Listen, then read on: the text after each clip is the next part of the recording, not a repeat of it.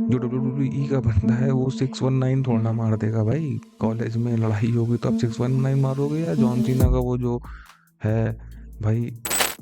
तो एक तरफ है WWE जहाँ पर Roman Reigns, John Cena, Undertaker, Brock Lesnar जैसे फाइटर फाइट करते हैं, और दूसरी तरफ है UFC जहाँ पर Khabib, Conor McGregor, Tony Ferguson जैसे फाइटर्स फाइट करते हैं। तो इन दोनों ऑर्गेनाइजेशंस में क्या डिफरेंस है, और आपको कौन सा एंटरटेनमेंट देखना चाहिए, या इन ऑर्गेनाइजेशंस की शुरुआत कैसे हुई, इस बारे में पूरा वीडियो होने वाला है। तो चलिए स्टार्ट करते हैं ये भी। सबसे पहले हम बात करेंगे WWE के बारे में। WWE was founded in 1953 as capital wrestling corporation, और उसके बाद कई बार उनका जो डिस्प्यूट हुआ NWA से, उसमें वो बार बार उन्होंने लीव किया, फिर उन्होंने ज्वाइन किया। इससे उन्होंने कई बार अपने नाम चेंज करे। पहले WWF हुआ, फिर WWF हुआ, जिससे उनको लीगल डिस्प्यूट हुआ WWF के साथ, और फिर उनका नाम वर्ल्ड रेसलिंग एंटरटेनमेंट WWE हुआ।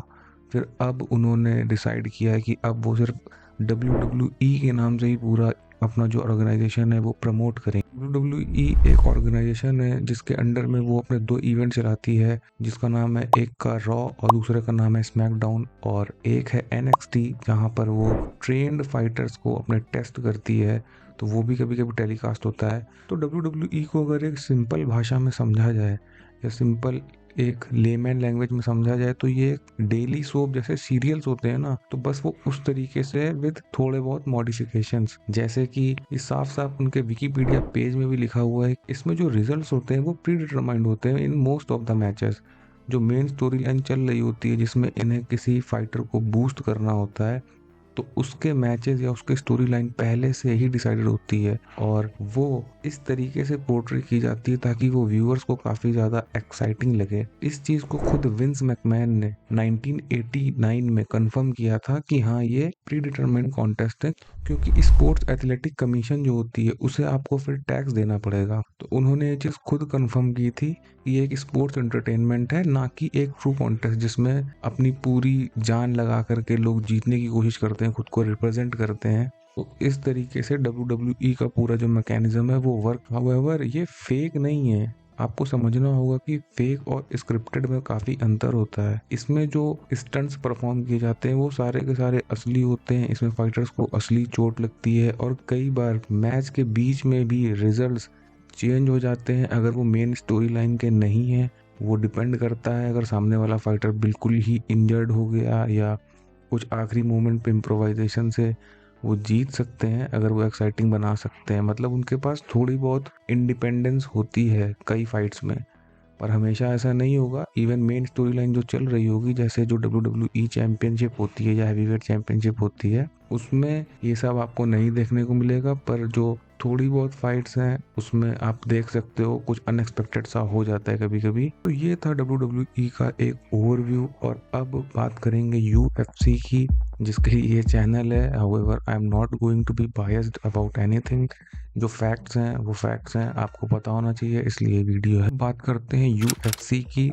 UFC को डेना वाइट ने फाउंड नहीं किया है। अगर आपने हाल ही में UFC देखना स्टार्ट किया है तो आप डेना वाइट को ही हमेशा देखोगे फीचर करते हुए, कोई भी इम्पोर्टेंट इवेंट हो या इन्फॉर्मेशन हो।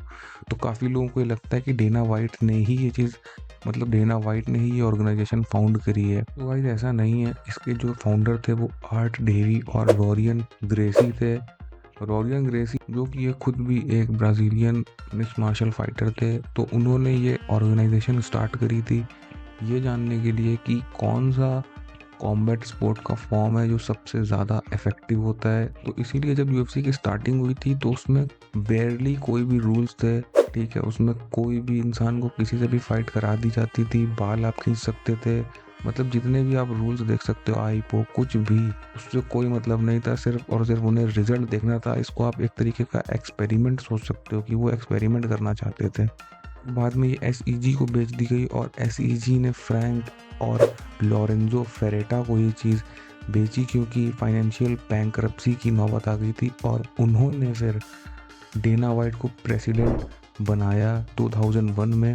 और उसके बाद से आप देख ही सकते हो UFC काफ़ी ज़्यादा पॉपुलर हो चुका है पूरी दुनिया में, और इसमें डेना वाइट का बहुत ही एक मेजर रोल है। बट हाउएवर अगर प्रेजेंट कंडीशन की बात करें तो 2023 सितंबर में WWE और UFC दोनों को ही एक ही एंटिटी के अंदर ले आया गया है, जो कि है TKO ऑर्गेनाइजेशन की जो पेरेंट ऑर्गेनाइजेशन है।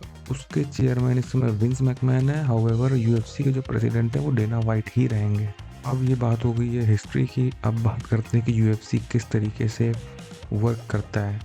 वो WWE से बिल्कुल अलग है। उसमें स्टेट्स एथलेटिक कमीशन जो है वो पूरी तरीके से इन्वॉल्व होती हैं। डोपिंग वगैरह टेस्ट होती है बाकायदा फाइटर्स की। साथ ही में बहुत सारे रूल्स हैं। कोई भी रिज़ल्ट जो है वो प्री डिटरमिन नहीं होता है। जो भी फैसला होगा वहीं पे होगा। लोगों के असली में पैर टूट जाते हैं। जो भी स्टोरी लाइन क्रिएट होती है वो एक बोनस होती है। हाउएवर काफ़ी सारे फाइटर्स ट्राई करते हैं कि हो जाए ताकि टिकट ज़्यादा सेल हो और ज़्यादा एक हाइप क्रिएट हो, बट इसमें जो फाइट्स होती हैं वो पूरी तरीके से असली होती हैं। इसीलिए एक UFC का फाइटर काफ़ी ज़्यादा वैल्यू रखता है रियल वर्ल्ड में। हाउएवर WWE का जो एक फाइटर होगा वो एक सेलिब्रिटी है। वो एक्चुअल में कोई फाइटर नहीं है। अगर उसकी फाइट हो जाए उसके सेम साइज़ के या उससे 10-15 पाउंड नीचे वाले फाइटर से भी, तो वो 100% रियल फाइट में नहीं टिक पाएगा। तो ये था UFC का एक ओवरव्यू। और अब एक अहम सवाल है कि भाई हमें कौन सा जो स्पोर्ट्स एंटरटेनमेंट का फॉर्म है वो देखना चाहिए। तो उसके लिए मेरा जो रिकमेंडेशन है वो ये है कि भाई जो भी बच्चे हैं 12 से 15-16 साल, मतलब ये लोग देख सकते हैं। इवन 16 साल में भी इंसान काफ़ी बड़ा हो जाता है। उसको अलग से दिखने लगता है कि भाई ये जो चल रहा है, मारा रुके मारा, तो वो पता चलने लगता है उसको। तो वहाँ से ही आपको WWE देखना बंद करना चाहिए। ठीक है, उसमें आप ऐसा कुछ सीखते नहीं हो कि आपको कुछ मतलब वो फ़ायदा करेगा या कुछ भी करेगा। हाउएवर अगर आप सिर्फ इंटरटेनमेंट के पर्पज से देखते हो, आप काफ़ी एकदम फ़ैन बेस वाले बंदे हो, तो आप देख सकते हो आपको अगर अच्छा लगता है। बट अगर आपको सच में कोई स्पोर्ट्स देखना चाहिए तो भाई वो UFC देखना चाहिए, या कोई भी MMA का मैं कहूँगा देखो, आप 1FC देखो या बॉक्सिंग इवन देखो। वो आपको रियल लाइफ में भी मदद करेगा, क्योंकि आपकी फ़ाइट कभी भी हो सकती है। ठीक है, सिग्नल पे या स्कूल में, कॉलेज में, इवन जब आप इवेड करना चाहो, आप नहीं भी लड़ना चाहो तो भी कई बार फाइट हो जाती है। तो आप इस तरीके की जो फाइटिंग कॉम्बैट वाले स्पोर्ट्स हैं उनको सिर्फ देखने भर से ही ना सामने वाले से एज रखोगे हमेशा कि कब हेड मूवमेंट करना है और कब लेफ्ट जैब ये सब करना है, तो आपके पास काफ़ी एक क्लू रहेगा, एक फाइट में एक एज रहेगा। आप उसको हरा पाओगे नहीं हरा पाओगे that's a different matter, but still आपको चीज़ें पता होंगी। ठीक है, आप हरा तो तभी पाओगे जब जाहिर सी बात है आप उसकी प्रैक्टिस करोगे, बट आप क्लूलेस नहीं होगे। जो WWE का बंदा है वो 619 थोड़ा ना मार देगा भाई। कॉलेज में लड़ाई होगी तो आप 619 मारोगे, या जॉन सीना का वो जो है भाई तो वो आप वो सब नहीं वर्क कर पाएगा यार, या मतलब उसको पटकने से उस तरीके से कुछ नहीं होने वाला। तो असल ज़िंदगी में तो भाई पंचेज़ और लेग किक्स काम आती हैं, तो आप इस डिसिप्लिन में ज़्यादा सीख पाओगे। कैसा लगा ये वीडियो? और अगर आप UFC के फ़ैन हो तो कोई भी एक अपना फाइटर बताना, और अगर आप WWE के फ़ैन हो तो अपना कोई भी एक फेवरेट फाइटर बताना। मैंने भी WWE बहुत देखा है भाई। मेरा फेवरेट फाइटर हमेशा से अंडरटेकर था, बट फिर जब मुझे समझ आई, या जब अंडरटेकर हार गया था ब्रॉक लेसनर से रेसलमेनिया में, उनका उन्होंने रिकॉर्ड स्पॉइल कर दिया था, उसके बाद से मैंने उसको नहीं देखा। और बस आज की वीडियो में सिर्फ इतना ही। मिलता हूँ आपसे नेक्स्ट वीडियो में, तब तक के लिए जय